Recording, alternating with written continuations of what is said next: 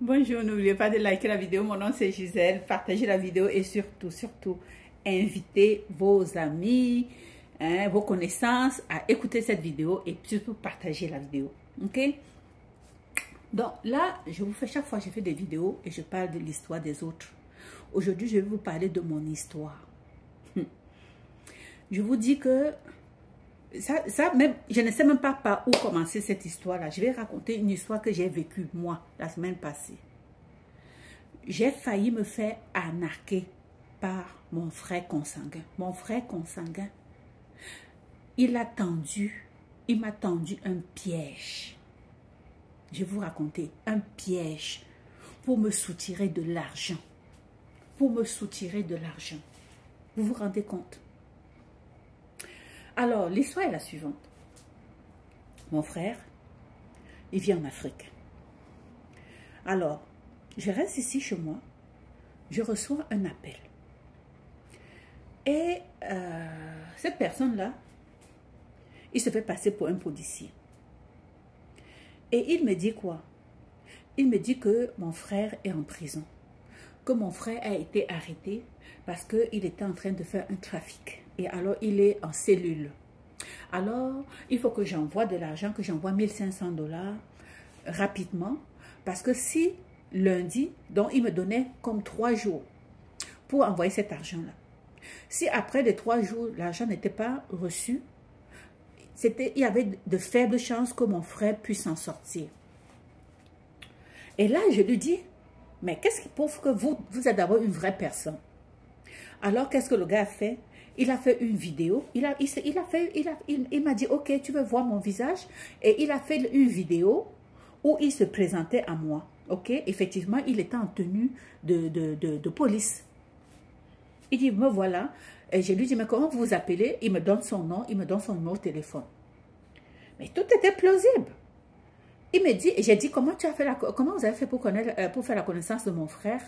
Il dit que lui, il allait en cellule pour rencontrer quelqu'un d'autre. Et c'est comme ça que mon frère était aussi dans la même cellule que la personne qu'il allait rendre et qu'il allait voir. Il lui a dit, s'il te plaît, peux-tu aussi m'aider?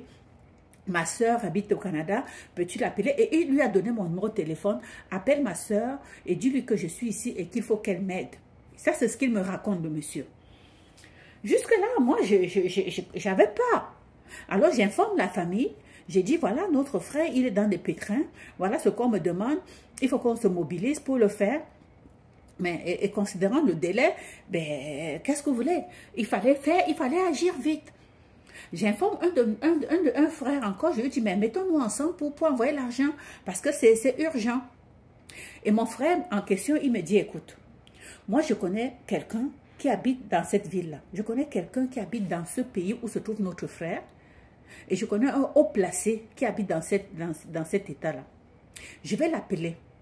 Lui, quand il voulait l'appeler, c'était vraiment pour qu'il puisse intervenir pour le libérer. Ok? Donc, il a appelé donc cet ami-là. Et il a transmis à cet ami-là aussi, c'était ce monsieur, le hasard veut que cet ami à mon frère qui est ici, que c'était un haut gradé dans l'armée. Alors, le monsieur a donc pris les coordonnées de cet autre policier qui se faisait passer pour un policier, en fait. Et il a pris ses coordonnées. Alors, il a dit, ok, je vous reviens. Et il a appelé ce soi-disant policier. Et il lui a dit, donne-moi ton numéro tu es dans quelle section? Tu es dans quelle section de police? Le gars n'a pas répondu.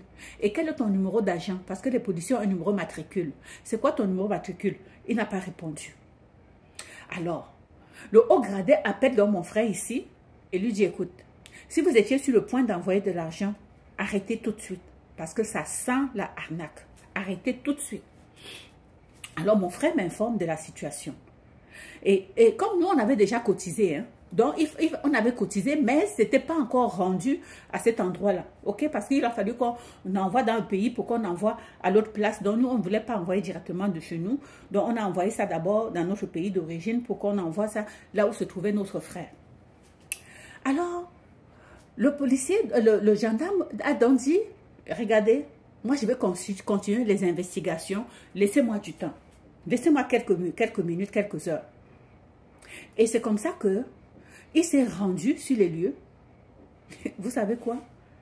Mon frère, il n'était pas en cellule. Il n'était pas en cellule. Le gars avait monté des gens pour m'escroquer moi, pour soutirer de l'argent à moi, afin de vivre sa vie là-bas. Vous voyez les émotions? Pendant 3 jours, je n'ai pas dormi parce que j'étais en train de calculer comment je vais faire pour le sortir du pétrin. Vous vous rendez compte? Les gens posent certains gestes qui sont pour eux anodins. Pour d'autres personnes, ça peut aller jusqu'à même une crise cardiaque. Parce que si vous aimez vraiment quelqu'un et qu'on vous dit que la personne est dans le pétrin, vous ne pouvez pas dormir. Et si vous avez un problème cardiaque, vous pouvez avoir un arrêt cardiaque. Bien évidemment, avec ce qui s'est passé, je me dis, même si tu meurs, ça ne dit rien à cette personne. Parce que pour que quelqu'un pense à commettre un tel délit, parce que c'est un délit, c'est un vol, hein, pour que quelqu'un pense à faire ça, c'est que cette personne n'a pas pitié de toi. C'est que cette personne-là, c'est ton faux frère. Ce n'est pas un frère. Parce qu'un frère ne fait pas ça à sa famille. Un frère ne fait pas ça à sa soeur. Un frère dit la vérité. Dis la vérité, c'est quoi? C'est appeler ta soeur et dire, écoute, ma soeur, je me suis lancée dans une affaire. Je suis dans le pétrin. S'il te plaît, si tu ne m'aides pas à m'en sortir, je suis cuit. Dis ça à ta soeur. Elle va peut-être pas te donner tout le montant, mais elle va t'aider. Dis la vérité. Ne mens pas. Ne mens pas. Parce que ce que le policier a pu retracer, donc il a dit, il a trouvé, il n'était pas en cellule. Donc il a informé mon frère qui m'a dit, écoute, c'est une arnaque de A à Z. De A à Z. Notre gars, il s'est joué de nous. Vous pensez qu'avec une histoire comme ça, vous là, dites-moi, quand vous écoutez mon histoire, si c'est vous, est-ce que vous allez pardonner? Comment sera votre relation avec cette personne, avec votre frère dans le futur? Parce que moi, je me connais. Je déteste le mensonge. Quand tu me mens, quand je perds confiance en toi, c'est difficile que je revienne en arrière. C'est très, très, très, très, très difficile, voire même impossible. Et ce n'est pas tout, hein. Quand le haut gradé a dit à mon frère que non, non, il n'est pas en prison, il n'est pas en cellule du tout, oubliez ça.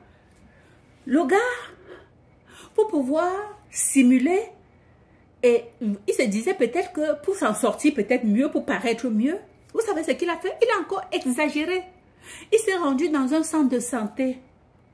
Il s'est fait mettre un soluté pour dire qu'il est malade et qu'il est à l'hôpital. Quelqu'un qui, quelques minutes avant, était en cellule. Et il va maintenant sortir et il appelle. C'est lui maintenant qui appelle mon frère. Hein? Il appelle mon frère pour lui dire, je suis à l'hôpital. Et il montre en vidéo comment il est à l'hôpital. Il pense que mon frère est idiot. Il pense que mon frère est idiot. Et il s'est permis de demander à mon frère, comment tu connais les gens ici? Comment tu fais pour avoir autant de relations? Au lieu de dire merci de m'avoir sorti du pétrin, il pose plutôt cette question-là. Donc, il s'enfonce davantage. Il s'enfonce davantage. Alors, mes chers abonnés, mes chers amis, vous qui m'écoutez, si vous êtes ici, quelqu'un vous appelle, un frère, un ami, et vous appelle pour vous dire que il est en prison ou bien il est dans tel état, validez l'identité. Cherchez à savoir, à avoir le plus d'informations possible. Ok? Demandez si vous connaissez des gens pour qu'on aille à la source sur place. Si vous n'avez pas vu avec vos yeux, n'envoyez rien. N'envoyez rien. La arnaque, c'est la personne qui te connaît, qui te poignarde derrière dans ton dos. C'est ta personne. C'est ta personne. J'aurais jamais pensé que ce frère-là m'aurait fait ça. Il savait que je suis sensible. Et il a failli m'avoir. Alors, apprenez de mon histoire. Ne tombez pas dans le piège. J'ai failli tomber dans le piège. Mais heureusement que j'en ai parlé à quelqu'un. Donc, il faut parler à quelqu'un. N'agissez pas sans avoir parlé à quelqu'un. Ok? Alors, à bientôt.